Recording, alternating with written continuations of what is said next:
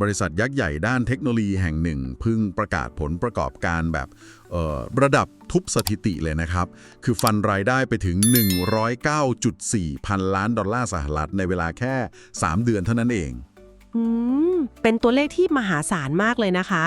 ใช่ครับ และที่น่าสนใจคือ CEO ที่คุมบังเหียนมา 15 ปีเนี่ย ซึ่งเขาสร้างความมั่งคั่งมามหาศาลเลย กำลังจะก้าวลงจากตำแหน่งเพื่อส่งไม้ต่อให้ CEO คนใหม่แล้ว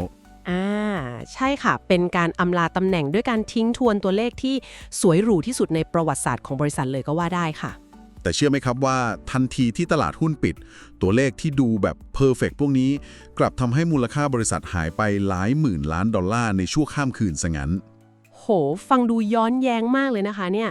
โอเค เรามาค่อยๆ แกะรอยเรื่องนี้กันดีกว่าครับ วันนี้เราจะมาเจาะลึกความขัดแย้งของไตรมาสที่สมบูรณ์แบบ ว่าทำไมบางครั้งการทำผลงานได้ดีที่สุด ถึงยัง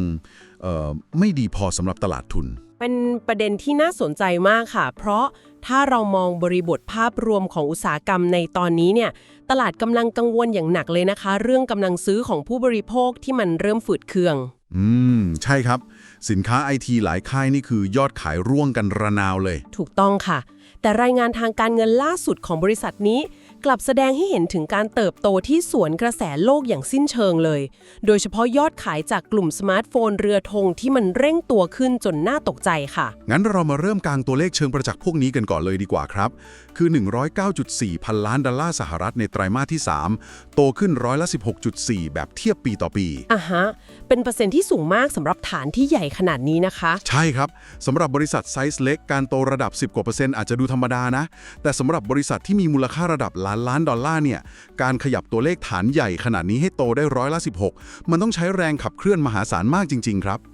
ใช่เลยค่ะ แล้วถ้าเราไปดูถึงบรรทัดสุดท้ายคือกำไรสุทธิมันทะยานไปแต่ 29.8 พันล้านดอลลาร์สหรัฐเลยนะครับโตขึ้นถึงร้อยละ 27.1โอ้โห ดันให้ตัวเลขกำไรต่อหุ้นปรับลดหรือที่นักลงทุนเรียกว่า diluted EPS ขึ้นไปอยู่ที่ 2.02 ดอลลาร์สหรัฐต่อหุ้นเลยนะคะเนี่ย ครับผมมันเป็นสถิติใหม่ที่ดูไร้เทียมทานมากจริงๆ เหมือนว่าทยากรระดับตำนานที่คุมวงออร์เคสตราในท่อนที่พีคที่สุด ก่อนจะส่งไม้บะตองให้มือขวาเลยครับ ไร้เทียมทานในเชิงตัวเลขจริงๆค่ะ แต่จุดที่นักวิเคราะห์เขาจับตามองกันตาไม่กระพริบจริงๆไม่ใช่แค่ฝั่งรายได้นะคะ อ้าวแล้วเขาดูตรงไหนกันล่ะครับ เป็นสิ่งที่เรียกว่าอัตรากำไรขั้นต้นรวมหรือ gross margin ค่ะ ไตรมาสนี้พวกเขาทำสถิติพุ่งทะลุไปถึงระดับร้อยละ 50.1 เลยทีเดียวค่ะ เดี๋ยวนะครับร้อยละ 50.1 เลยเหรอ แปลว่าขายของไป100 บาทหักต้นทุนการผลิตแล้ว เหลือกำไรขั้นต้น 50 บาทเนี่ยนะ ใช่ค่ะ ตัวเลขนี้เลยค่ะ คือสำหรับธุรกิจซอฟต์แวร์นี่ถือว่าปกตินะครับ แต่สำหรับธุรกิจฮาร์ดแวร์ที่ต้องซื้อเหล็ก ซื้อกระจก จ้างคนประกอบ มีค่าระวางเรือ ค่าขนส่ง การทำกำไรได้ครึ่งหนึ่งนี่มันแทบจะเป็นไปไม่ได้เลยนะครับ สิ่งที่น่าทึ่งมากสำหรับประเด็นนี้ก็คือ เราต้องชำแหละตัวเลขร้อยละ 50.1 นี้ให้ลึกซึ้งขึ้นอีกนิดค่ะ เพราะมันไม่ได้มาจากความเก่งกาจในการขายเพียงอย่างเดียวนะคะ อ้าวมีอะไรซ่อนอยู่เบื้องหลังงบนี้เหรอครับ ข้อมูลเชิงประจักษ์ระบุว่า ในตัวเลขนี้มีอานิสงส์เชิงบวกแบบครั้งเดียวซ่อนอยู่ประมาณ 2 percentage points ค่ะ อานิสงส์ที่ว่านี่คืออะไรครับ พอจะขยายความได้ไหมครับ อานิสงส์ที่ว่านี้มาจากการที่บริษัทได้รับเงินคืนค่าภาษีศุลกากรมูลค่าราวๆ 2.2 พันล้านดอลลาร์สหรัฐค่ะ อ๋อ เข้าใจละ ค่ะ ซึ่งถ้าเราเอาเงินก้อนนี้มาหารเฉลี่ยเป็นกำไรต่อหุ้น มันจะไปบวกเพิ่มให้ประมาณ 0.11 ดอลลาร์เลยทีเดียวค่ะ แปลว่าถ้าเราหักเอาเงินคืนภาษีก้อนนี้ออกไป ซึ่งมันเป็นเงินได้เปล่าแบบครั้งเดียว ไม่ใช่เงินที่เกิดจากการค้าขายตามปกติ อัตรากำไรขั้นต้นที่แท้จริงจากการดำเนินงาน ก็จะลดลงมาอยู่ที่ประมาณร้อยละ 48 ใช่ไหมครับ ถูกต้องเลยค่ะ ตัวเลขจะอยู่ที่ราวๆนั้นค่ะ ถ้าเป็นแบบนี้ตลาดอาจจะมองว่าตัวเลข 50.1 มันคือภาพลวงตาทางบัญชีที่พองโตเกินจริงหรือเปล่าครับ คือในมุมของความเข้มงวดทางบัญชีก็อาจจะใช่ค่ะ ตลาดมักจะหักลบสิ่งที่ไม่คาดคิดเหล่านี้ออกเสมอเพื่อดูแก่นแท้ของธุรกิจนะคะ ครับ แล้วมันสะท้อนภาพแก่นแท้ยังไงบ้างครับ ในความเป็นจริงเราต้องยอมรับนะคะว่าอัตรากำไรขั้นต้นที่ร้อยละ 48 มันก็ยังเป็นป้อมประการที่แข็งแกร่งอย่างน่ากลัวอยู่ดีค่ะ จริงครับ 48%นี่ไม่ใช่น้อยๆเลย ใช่ไหมล่ะคะ การที่คุณเป็นผู้ผลิตฮาร์ดแวร์ระดับโลก เจอกับภาวะเงินเฟ้อ เจอค่าแรงที่สูงขึ้น แต่ยังบวกกำไรขั้นต้นได้เกือบครึ่งหนึ่งของราคาขาย นั่นคือข้อพิสูจน์ถึงอำนาจในการกำหนดราคาที่ทรงพลังมากค่ะ คือผู้บริโภคยอมจ่ายในราคาพรีเมียม โดยไม่สนใจต้นทุนที่แท้จริงเลยว่างั้นเถอะ ใช่ค่ะ ต่อให้แพงก็ยังซื้อค่ะ แล้วคนที่ยอมจ่ายเงินพรีเมียมเหล่านั้น เขาซื้ออะไรกันไปบ้างครับในไตรมาสนี้ เพราะถ้าดูกระแสตามหน้าสื่อ คนก็บ่นกันเยอะนะ ว่าของใหม่ไม่เห็นมีอะไรเปลี่ยนเลย เสียงบ่นมักจะสวนทางกับยอดขายจริงเสมอค่ะ เอาจริงๆ พระเอกตัวจริงที่แบกบริษัทไว้ ยังคงเป็นสมาร์ทโฟนเรือธงตระกูล 17 ค่ะ หูยอดขายเป็นยังไงบ้างครับตัวนี้ กวาดรายได้ไปถึง 54.3 พันล้านดอลลาร์สหรัฐค่ะ คือเติบโตกระโดดถึง21.7%เลยนะคะ โห โต 20 กว่า%เลย นี่มันเกือบครึ่งหนึ่งของรายได้รวมทั้งหมดเลยนี่ครับ ใช่ค่ะ คิดเป็น49.6% ของรายได้รวมทั้งหมดเลยค่ะ ข้อมูลบ่งชี้ว่ารอบนี้มีฐานผู้ใช้งานเดิมที่ใช้เครื่องเก่ามาหลายปี ตัดสินใจอัปเกรดเปลี่ยนเครื่องใหม่ในสัดส่วนที่สูงเป็นประวัติการณ์เลยค่ะ แต่สิ่งที่ทำให้ผมประหลาดใจที่สุดตอนนั่งอ่านรายงาน ไม่ใช่ตัวเลขสมาร์ทโฟนนะครับ อ้าว แล้วเป็นตัวไหนล่ะคะ เป็นฝั่งคอมพิวเตอร์ Mac ต่างหากครับ ที่รายได้มันพุ่งแรงถึง29%ไปแตะ 10.35 พันล้านดอลลาร์สหรัฐ คืออุตสาหกรรมคอมพิวเตอร์ส่วนบุคคลเนี่ย ใครๆก็รู้ว่ามันอยู่ในช่วงทรงกับซุด คนมีคอมพิวเตอร์ที่บ้านกันหมดแล้ว จริงค่ะ ตลาดรวมดูซบเซามาก ใช่ไหมครับ แล้วทำไมยอดขายของเจ้าหนี้ถึงระเบิดขึ้นมาได้ตั้ง29%ล่ะครับ กุญแจสำคัญคือการรุกเข้าสู่ตลาดองค์กรและการศึกษาด้วยแล็ปท็อปรุ่น Neo ค่ะ อ้อตัว Neo นี่เอง ใช่ค่ะ พวกเขาไม่ได้พยายามขายคอมพิวเตอร์ให้คนทั่วไปที่อยากอัปเกรดเครื่องใหม่แค่นั้นนะคะ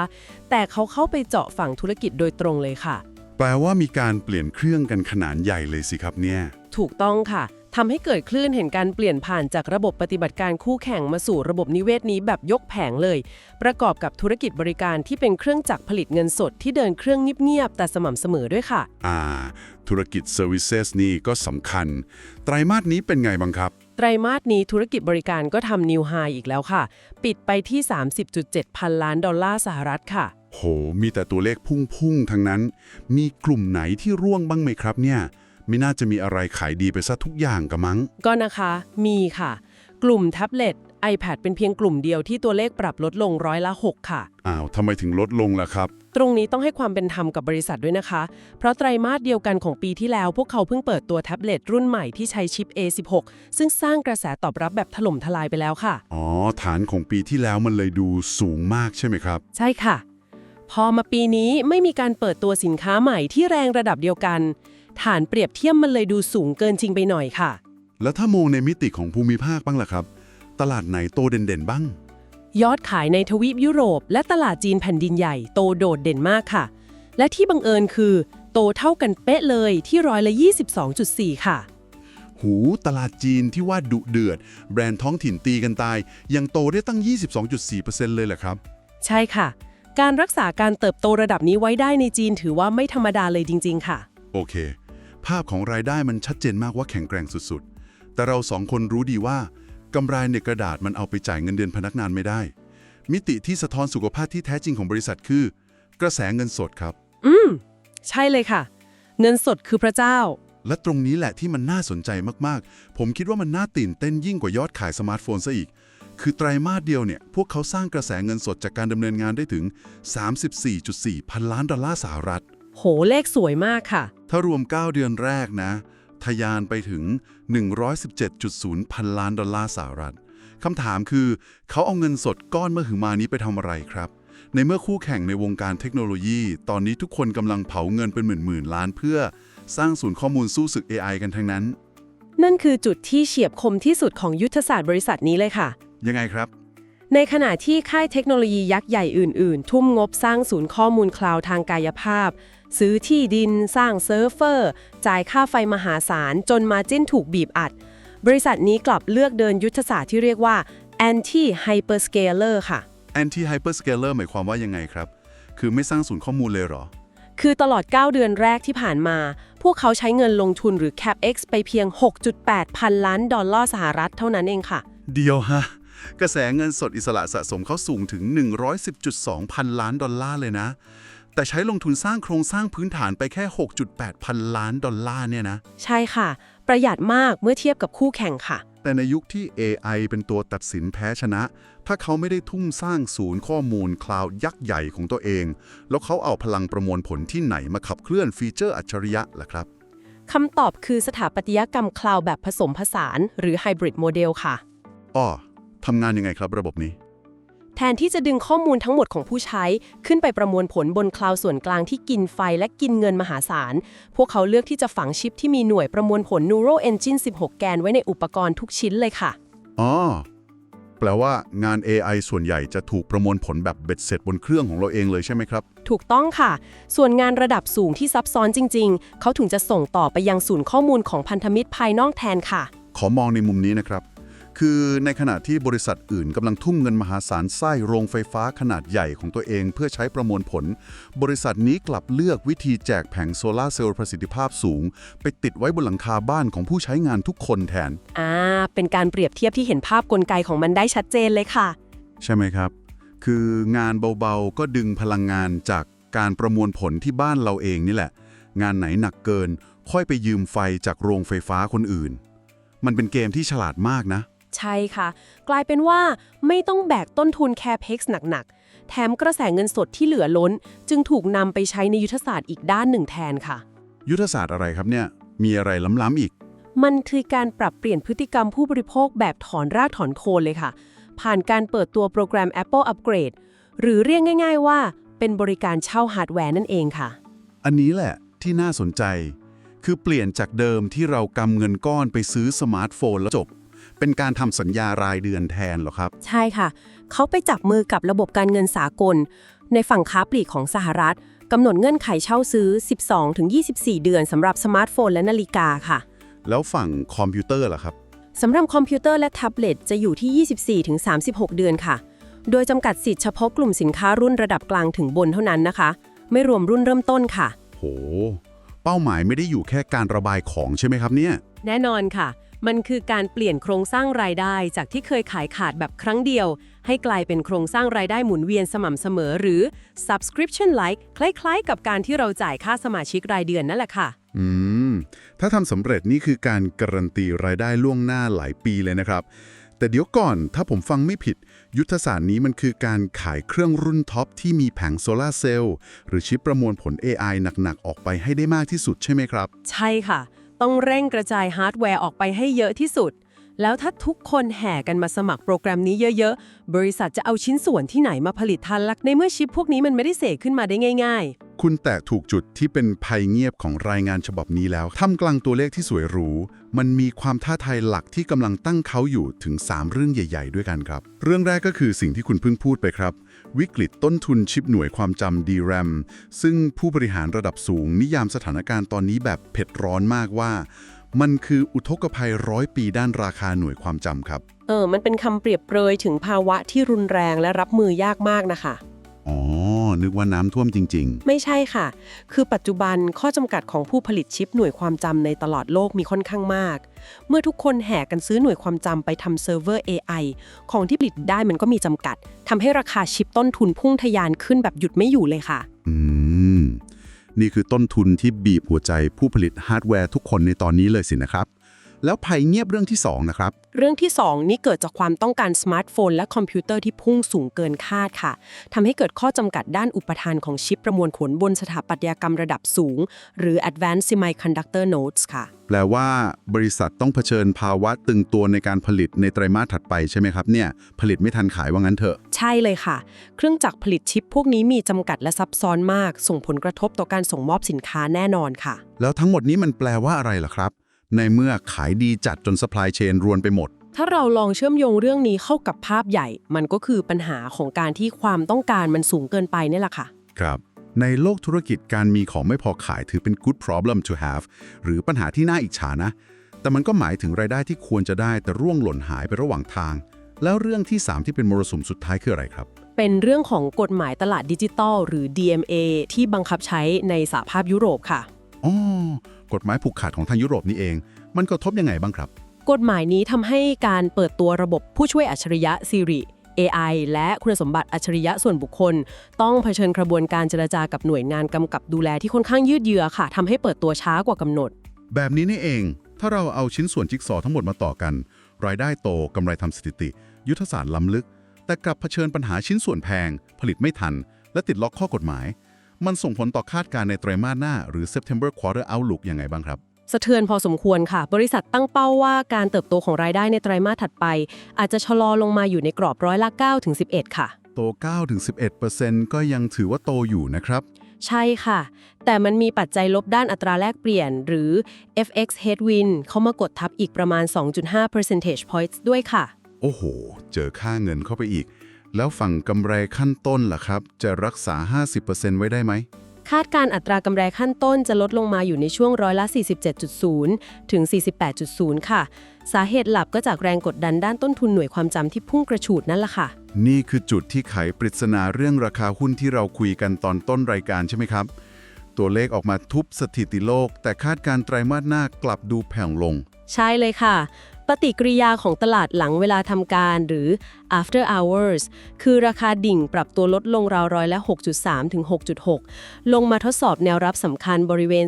311 ถึง 312 ดอลลาร์สหรัฐค่ะ ร่วงแรงเหมือนกันนะครับเนี่ย เพราะตัวเลขคาดการณ์ไตรมาสถัดไปต่ำกว่ากรอบสูงสุดที่ตลาดหวังไว้ใช่ไหมครับ ถูกต้องค่ะ ถ้าเรากางกรอบทางเทคนิคดู จะเห็นเลยว่าราคากำลังลงมาจ่อทดสอบเส้นค่าเฉลี่ยเคลื่อนที่ 50 วัน หรือ 50 day SMA ที่ระดับ 309.30 ดอลลาร์สหรัฐค่ะ เส้นนี้ถือเป็นแนวรับสำคัญระยะสั้นใช่ไหมครับ ใช่ค่ะ แต่ถ้าหลุดจากเส้นนี้ไป เส้นค่าเฉลี่ย 200 วัน หรือ 200 day SMA รออยู่ลึกมากนะคะ ที่ 277.65 ดอลลาร์สหรัฐเลยค่ะ โอ้โห ถ้าหลุดลงไปถึงเส้น 200 วันนี่คือร่วงแรงมากเลยนะครับ แต่ผมยังคาใจอยู่นิดนึง คือบริษัทโตระดับ 9-11% แถมกำไรขั้นต้น 47% มันก็ยังดูยอดเยี่ยมมาก ไม่ใช่เหรอครับ ทำไมตลาดถึงเทขายรุนแรงขนาดนั้น คำอธิบายที่สมเหตุสมผลที่สุดสำหรับการปรับฐานของราคาหุ้นนี้ คือคำว่า valuation หรือการประเมินมูลค่าค่ะ อ้าว มูลค่ามันแพงไปเหรอครับ ใช่ค่ะ หุ้นตัวนี้เทรดอยู่ในเขตราคาที่ค่อนข้างแพง นักลงทุนซื้อหุ้นโดยคาดหวังว่าทุกอย่างต้องสมบูรณ์แบบ หรือที่เรียกว่า price for perfection นะคะ ตลาดคงวาดฝันไว้สูงมาก พอทำไม่ได้ตามฝันก็เลยเทขายซะเลย ถูกต้องเลยค่ะ นี่แหละค่ะคือกลไกของตลาดทุนที่ขับเคลื่อนด้วยความคาดหวังล่วงหน้า เป็นบทเรียนที่โหดร้ายแต่คลาสสิกมากครับในตลาดทุน การทำผลงานได้ดีเยี่ยมอาจจะยังไม่พอ แต่มันต้องดีกว่าที่คนอื่นคาดหวังไว้ด้วย ใช่ค่ะ เห็นด้วยเลย แล้วครับ ก่อนที่เราจะปิดการวิเคราะห์เจาะลึกในวันนี้ ผมมีข้อสังเกตหนึ่งที่อยากชวนให้ทุกท่านลองเก็บไปคิดต่อครับ จากข้อมูลมหาศาลที่เราถกเถียงกันมา น่าสนใจค่ะ มีประเด็นไหนคะ ท่ามกลางวิกฤตชิปหน่วยความจำที่แพงขึ้นอย่างบ้าคลั่ง และวัฏจักรของคนที่เปลี่ยนฮาร์ดแวร์ใหม่ช้าลงเรื่อยๆ การที่บริษัทยักษ์ใหญ่แห่งนี้ พยายามเปลี่ยนพฤติกรรมเราจากที่เคยเดินไปซื้อเครื่องใหม่แบบขายขาด ให้กลายมาเป็นโปรแกรมเช่าซื้อและอัปเกรดรายเดือน ควบคู่ไปกับบริการเซอร์วิสและ AI มันทำไมเหรอคะ บัดนี้นะครับ ในอนาคตอันใกล้นี้ พวกเขาอาจจะไม่ได้สนใจอีกต่อไปแล้วว่า เราจะอยากซื้อเครื่องใหม่บ่อยแค่ไหน สิ่งเดียวที่พวกเขาสนใจคือทำยังไงก็ได้ให้เราทุกคนคุ้นชินกับการจ่ายค่าสมาชิกเพื่ออยู่ในระบบนิเวศนี้ไปตลอดชีวิต โอ้โห เป็นมุมมองที่ลึกซึ้งมากค่ะ เปลี่ยนจากการขายเครื่องมาเป็นการเก็บค่าเช่าดิจิตอลระยะยาวแทน ลองคิดดูสิครับ การส่งไม้ต่อของผู้นำองค์กรครั้งนี้ มันอาจจะไม่ใช่แค่การเปลี่ยนคนคุมพวงมาลัย แต่เป็นการเปลี่ยนเครื่องยนต์ของธุรกิจอย่างสมบูรณ์แบบ นี่คือโจทย์เชิงยุทธศาสตร์ที่น่าจับตามองอย่างยิ่งในยุคของ CEO คนต่อไปครับ เห็นด้วยอย่างยิ่งเลยค่ะ เป็นจุดเปลี่ยนที่สำคัญมากจริง หวังว่าการวิเคราะห์เจาะลึกข้อมูลเชิงประจักษ์ในวันนี้ จะช่วยเปิดมุมมองใหม่ๆให้กับทุกท่าน ไม่หลงไม่กับตัวเลขบรรทัดแรกจนลืมมองระรั่วที่ซ่อนอยู่เบื้องหลังนะครับ ขอให้ทุกท่านสนุกกับการเรียนรู้และศึกษาข้อมูลกันต่อไปอย่างมีสติ และวิจารณญาณ แล้วพบกันใหม่กับการเจาะลึกข้อมูลในครั้งหน้า สวัสดีครับ ๆ สวัสดีค่ะ YO Insight AI Brief พร้อมแล้วแผนเกษียณที่ยั่งยืนจัดให้เลยไม่ต้องรอ หุ้นไทยปันผลสูงราคาถูกช้อน DCA เข้าไปเกษียณยั่งยืนไปด้วยกัน ทันหุ้นไปพร้อมกัน กดติดตามกดซับไว้เลยเพื่อน แล้วเราจะมั่งคั่งไปด้วยกัน Insight A Brief ช่องนี้มีคำตอบให้เกษียณยั่งยืนทันหุ้นไปพร้อมกัน